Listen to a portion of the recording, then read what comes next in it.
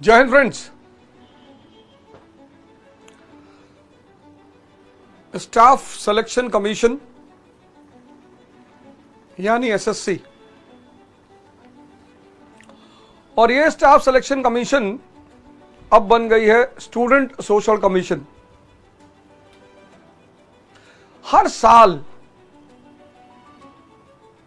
30 लाख से के आसपास लड़के इस परीक्षा को देते हैं। भारत जैसे विकासशील देश में जहां आज भी नौकरी हर मिडिल क्लास के परिवार का एक सपना है,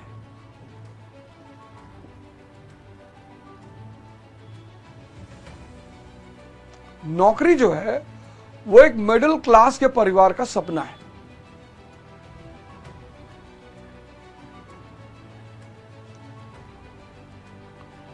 मेरे पास इतने सारे मैसेजेस आए हैं, इतने सारे, और उसमें कई सारे मैसेजेस हैं। एक मैसेज तो मेरे पास है, चौहान जी हैं महाराष्ट्र से, मतलब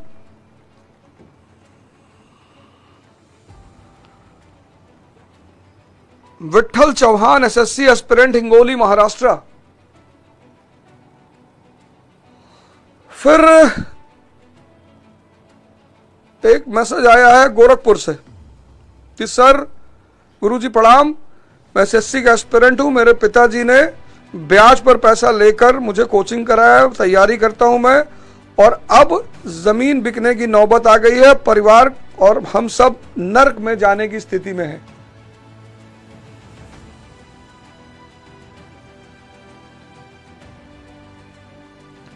मतलब ये आप पिछले विगत वर्षों में मैं देख रहा हूं कि परीक्षाओं को लेकर जो परेशानी पैदा की जा रही है, कभी यूपी पब्लिक सर्विस कमीशन में परेशानी, कभी बिहार में परेशानी, कभी रेलवे की भर्ती में परेशानी। मतलब आप क्या चाहते हो, इस देश का स्टूडेंट विद्यार्थी कहां चला जाए? आप बिहार के बच्चे का सेंटर दे दोगे तमिलनाडु, उसका एडमिट कार्ड आएगा 2 दिन पहले।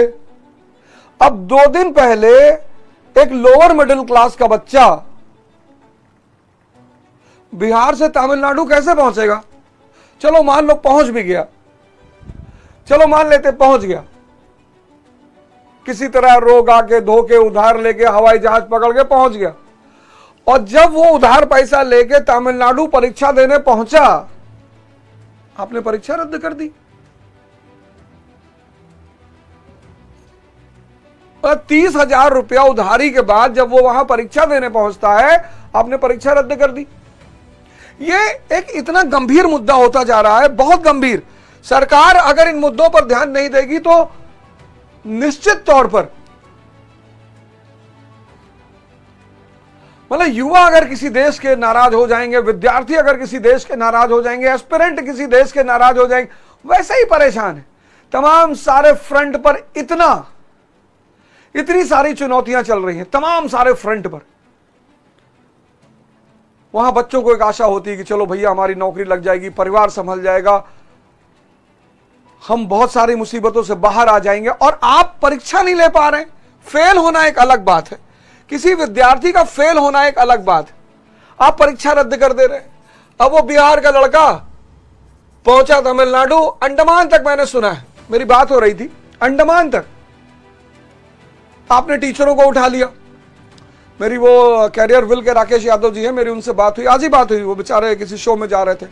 वो हमारी बहन है नीतू सिंह, वो तो मतलब जितनी श्रेष्ठ टीचर है बेचारी, उतनी ही श्रेष्ठ व्यक्तित्व है, बहुत श्रेष्ठ व्यक्तित्व है हमारी वो बहन नीतू सिंह है। और हम एक दूसरे को बहुत पहले से जानते हैं, जब मैं बत्रा पे पढ़ाता था तब से जानते हैं। और आपने टीचरों को उठा लिया, आपने टीचरों को उठाकर बंद कर दिया, आपने टीचरों को हिरासत में ले लिया। मतलब आप तानाशाही चाहते हो देश में, और आप बच्चों के साथ खेलोगे। कैंसिलेशन एक इतना बड़ा मुद्दा है, कम से कम ठीक है, बच्चा फेल हो गया, उसकी तैयारी नहीं थी, वो सब अलग बात है, परीक्षा तो होने दो, परीक्षा तो कायदे से होने दो। फिर आप परीक्षा केंद्र, एग्जामिनेशन सेंटर, आपने ऐसे ऐसे सेंटर दे दिए बच्चों को जहां पे फर्नीचर नहीं है, बच्चा चेयर पे बैठ रहा है, चेयर ही टूट जा रही है। फिर टेक्निकल समस्याएं आ जा रही हैं, सर्वर डाउन हो जा रहा है,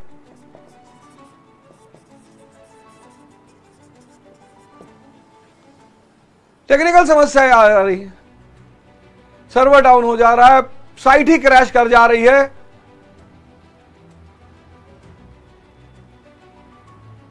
फिर आपने जिस संस्था को दिया है,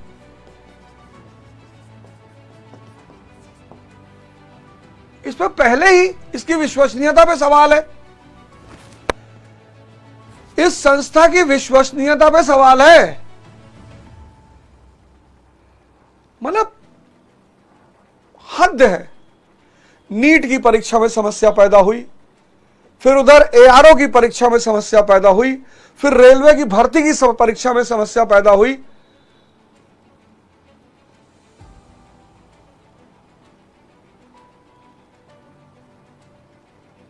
और मैं सरकार से हाथ जोड़कर विनती करूंगा कि स्टूडेंटों को मत छेड़ो,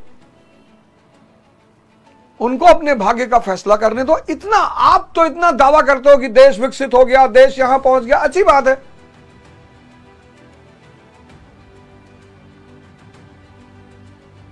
ये 4 समस्याएं जो मुख्य समस्याएं हैं, परीक्षा का रद्द होना, एग्जामिनेशन सेंटर, टेक्निकल चैलेंजेस और एडुकेटी जो संस्था है जिसकी विश्वसनीयता पर लड़के कह रहे हैं कि नहीं, हमें और पारदर्शी संस्था चाहिए। मतलब विगत 2-3 वर्षों में मैं देख रहा हूं कि स्टूडेंट, मैं जानता हूं, मैं रहा हूं, मैं वजीराबाद में रहा हूं, मैं नेहरू विहार में रहा हूं। सर स्टूडेंट चाहे वो मुखर्जी नगर में रह रहा हो, चाहे इलाहाबाद में रह रहा हो, चाहे जयपुर में रह रहा हो, चाहे महाराष्ट्र में रह रहा हो, बहुत सारे स्टूडेंट के पास सही खाने की व्यवस्था नहीं होती, सही रहने की व्यवस्था नहीं होती। और इतनी सारी समस्याओं और चुनौतियों को सहने के बाद जब वो परीक्षा देता है और परीक्षा देने जाता है एक बहुत बड़े आस को लेकर, आप उसे परेशान कर रहे हो। और जब उसके हक में उसके टीचर आवाज उठा रहे हैं, आप उन टीचरों को बंदी बना रहे हो। तो ठीक है, आप घोषित कर दो कि तानाशाही शुरू हो गई है, हम किसी की बात नहीं सुनेंगे, आप घोषित कर दो ना। लेकिन मैं इस देश के युवाओं से हाथ जोड़ के कह रहा हूं, हम सब इस आंदोलन का हिस्सा बनेंगे, एकदम बनेंगे। आज ही मेरी राकेश यादव जी से बात हुई है, मैं अभी नीतू सिंह जी से भी कनेक्ट करने की कोशिश कर रहा हूं, वो लोग किसी शो में गए हुए हैं। तो मैं अभी शाम रात 9 बजे तक मैं सबसे हाथ जोड़कर निवेदन कर रहा हूं कि आप शांति सौहार्द बनाए रखें। आज रात 9 बजे तक मेरी जो टीचर है उन सब लोगों से मुलाकात है, हम कोई राह निकालते हैं।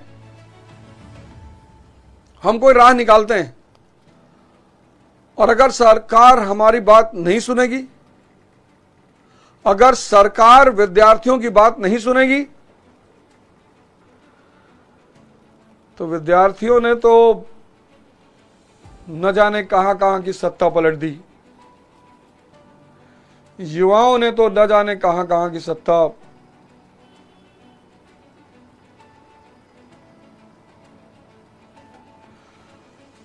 तो आप सब जो है, मैं एक विशेष निवेदन कर रहा हूं, आप सब शांति बनाए रखें।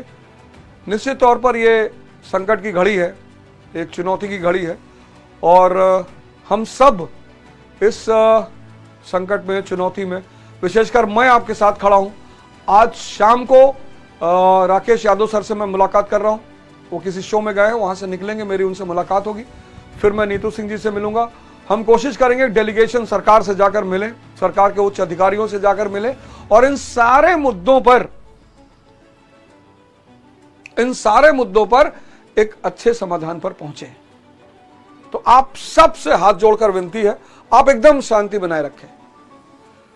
अगर सरकार हमारी बात नहीं सुनेगी तो हम सड़क पर उतरेंगे, निश्चित तौर पर संघर्ष करेंगे, एकदम संघर्ष करेंगे।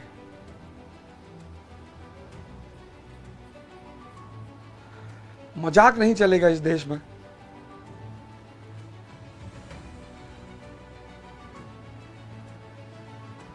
किस स्थिति में युवा रहता है, किस स्थिति में विद्यार्थी रहता है, किसी को अगर देखना हो तो जाए वजीराबाद के गलियों में देखे।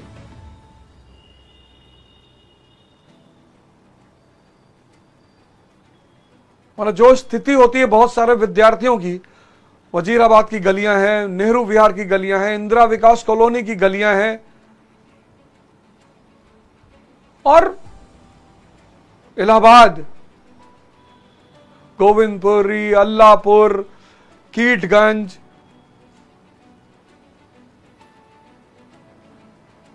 और 100 लड़के अगर तैयारी करते हैं तो 70 लड़के विषम परिस्थितियों में तैयारी करते हैं, विषम परिस्थितियों में, विषम परिस्थितियों में। तो मैं स्टूडेंटों से भी हाथ जोड़कर निवेदन करता हूं कि आप शांति बनाए रखिए, इस पे कोई ना कोई मार्ग निकाला जाएगा, संघर्ष किया जाएगा। मैं सरकार से निवेदन करता हूं हाथ जोड़कर कि विद्यार्थियों के भाग्य से मत खेलो, विद्यार्थियों के भाग्य से मत खेलो। आपका दायित्व है, सरकार का दायित्व है देश के युवाओं का ध्यान रखना, उनके सपनों का ध्यान रखना, उनके श्रम का ध्यान रखना। तो आज रात की मीटिंग के बाद बहुत जल्दी मैं आपसे फिर मिलूंगा। जय हिंद,